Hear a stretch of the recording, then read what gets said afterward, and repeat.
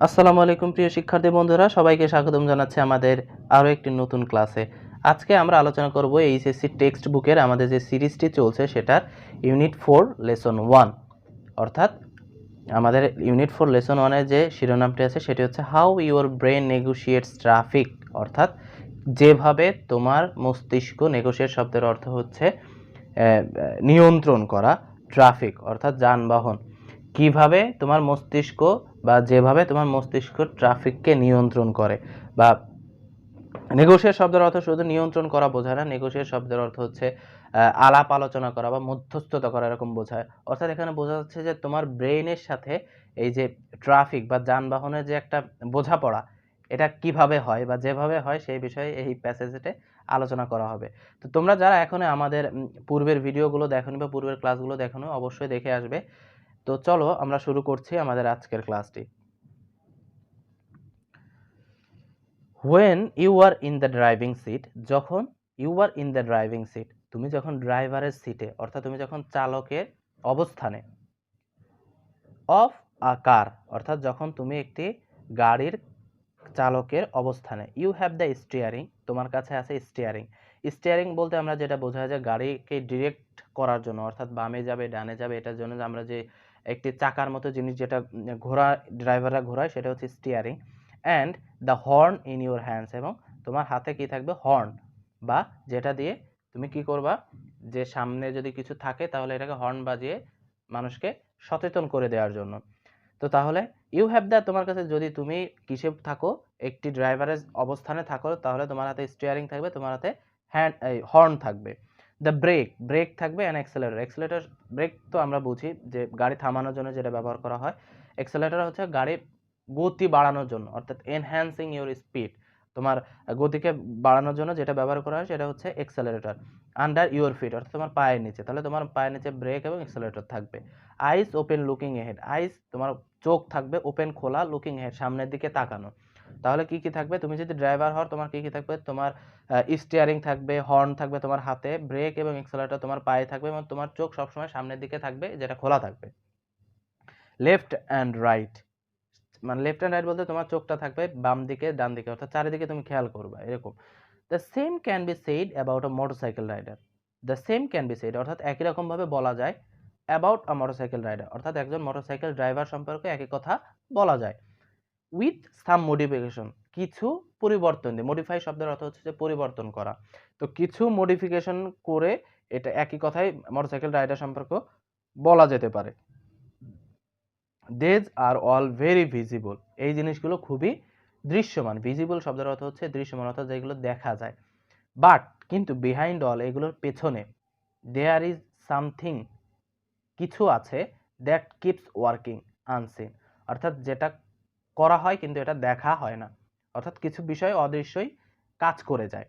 And that is the central processing unit, এবং যে unseen বিষয় সেটি হচ্ছে সেন্ট্রাল প্রসেসিং ইউনিট, সংক্ষেপে যেটা নাম হচ্ছে সিপিইউ, ইউর ব্রেইন, অর্থাৎ সিপিইউটা কি? তোমার মস্তিষ্ক। তাহলে যেটা যে আনসিন থেকে যায় সেটা কোনটা? ইউর ব্রেইন, তোমার মাথা বা তোমার মস্তিষ্ক। সিপিইউস আর আর্টিফিশিয়ালি ইন্টেলিজেন্ট, মানে সেন্ট্রাল প্রসেসিং ইউনিটটা আসলে কৃত্রিমভাবে বুদ্ধিমান, আর্টিফিশিয়াল অর্থ কৃত্রিমভাবে, ইন্টেলিজেন্ট অর্থ বুদ্ধিমান, মেশিনস, অর্থাৎ এটা কৃত্রিমভাবে বুদ্ধিমান কি যন্ত্র। দ্যাট আর প্রোগ্রামড, যেটাকে প্রোগ্রাম করা হয় বা পরিকল্পিতভাবে চালনা করা হয়। প্রোগ্রাম শব্দের অর্থ আমরা জানি যে কোনো কিছুতে তোমার কোনো সফটওয়্যারে যদি প্রোগ্রাম সেট করা হয় তাহলে সফটওয়্যারটা সেই ঠিক ওই প্রোগ্রাম অনুযায়ী চলে। তো এখানে এটা এরকমভাবে বোঝা যাচ্ছে পরিকল্পিতভাবে চালানো, যেটাকে পরিকল্পিত চালানো হয় টু ডু স্পেসিফিক জবস, নির্দিষ্ট কাজ করতে, under fixed condition and judgment, অর্থাৎ নির্দিষ্ট শর্ত এবং সিদ্ধান্তের আন্ডারে নির্দিষ্ট কাজ করার জন্য এটার যে প্রোগ্রাম এটাকে সেট করা হয়েছে, যেটা আসলে কৃত্রিমভাবে খুবই বুদ্ধিমান যন্ত্র। Okay, but the human brain is intelligent by nature, কিন্তু মানুষের যে মস্তিষ্ক এটা আসলে প্রকৃতিগতভাবেই বুদ্ধিমান। It is the most sophisticated machine, এটা হচ্ছে সবচেয়ে আধুনিক বা কৃত্রিম যন্ত্র, that is able to operate, যেটা সক্ষম operate one ever changing conditions, operate on ever changing conditions, অর্থাৎ হচ্ছে সব সময় পরিবর্তন বিষয়গুলোকে এটা কি করতে সক্ষম, এটাকে নিয়ন্ত্রণ করতে সক্ষম।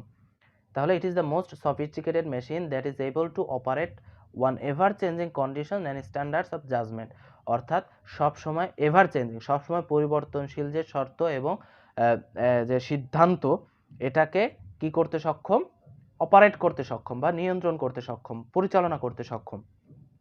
Okay, as conditions in the traffic keep invariably changing, as যেহেতু কন্ডিশনস ইন দ্য ট্রাফিক অর্থাৎ যানবাহনের যে শর্তগুলো কিপ রাখে ইনভ্যারিয়েবলি সবসময়, ইনভ্যারিয়েবল শব্দের অর্থ সবসময়, চেঞ্জিং অর্থাৎ যে ট্রাফিকের যে কন্ডিশন এইগুলো হচ্ছে সবসময় হচ্ছে পরিবর্তনশীল এরকম। This verse of sophistication of your brain must be at work when you are driving, অর্থাৎ তোমার এই যে ব্রেনের যে উন্নত গুণ এটাকে কি করতে হবে, মাস্ট বি অ্যাট ওয়ার্ক, এটাকে কাজে লাগাতে হবে। হোয়েন ইউ আর ড্রাইভিং, যখন তুমি কাজ করছো, তোমার এই যে উন্নত ব্রেনের যে গুণ বা তোমার উন্নত মস্তিষ্কের যে গুণ, এটা কি করতে হবে, কাজে লাগাতে হবে যখন তুমি ড্রাইভিং করছো।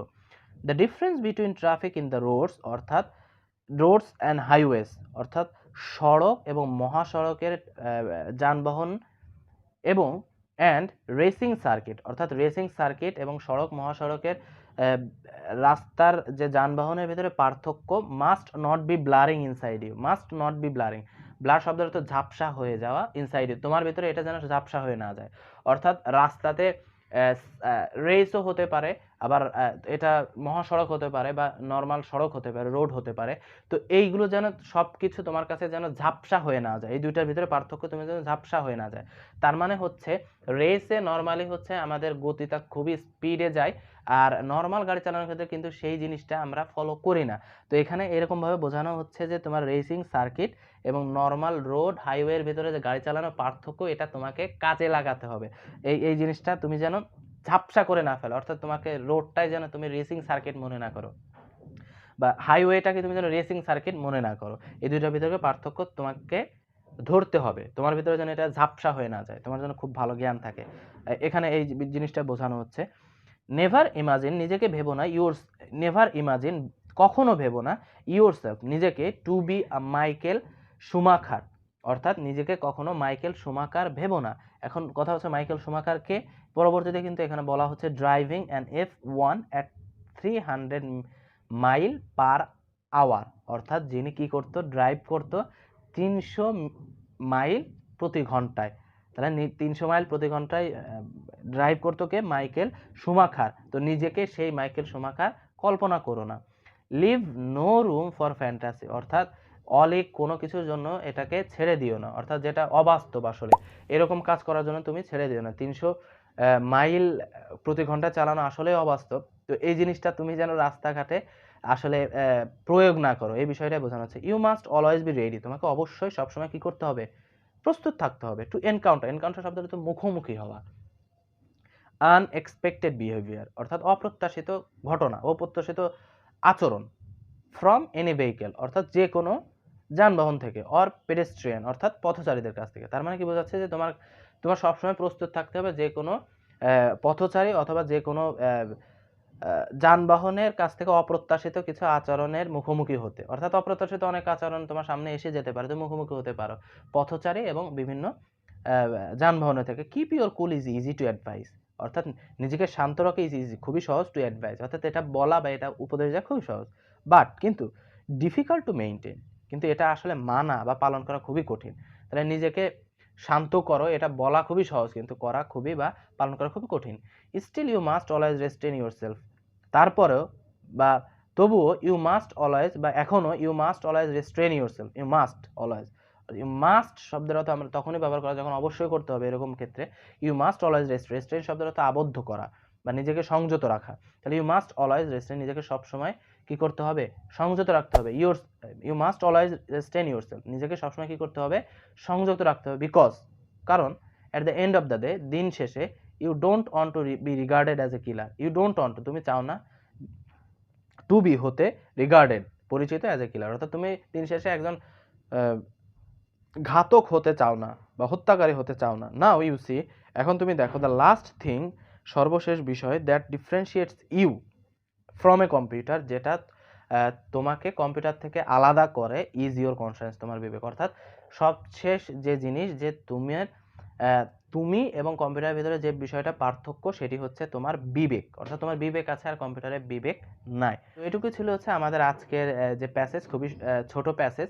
তো আশা করি সবাই বুঝতে পেরেছো সব কিছু, এবং এখানে যে ভোকাবুলারি ছিল সেগুলো বুঝতে পেরেছো। এছাড়াও যে কঠিন ভোকাবুলারি আছে আমরা কিন্তু এই ভিডিওর ডিসক্রিপশন বক্সে পিডিএফ করে তোমাদেরকে একটা চার্ট দিয়ে দিব। তোমরা যারা চাও ভোকাবুলারি ভালো করতে, এখান থেকে নিয়ে তোমার ওয়ার্ড মিনিং সহ সিনোনিম অ্যান্টোনিমটা খুব ভালো করে দেখে পড়ালেখা করতে পারো। সবার জন্য শুভকামনা জানিয়ে আজকের মতো বিদায় নিচ্ছি। সবাই ভালো থাকবে, সুস্থ থাকবে। আসসালামু আলাইকুম।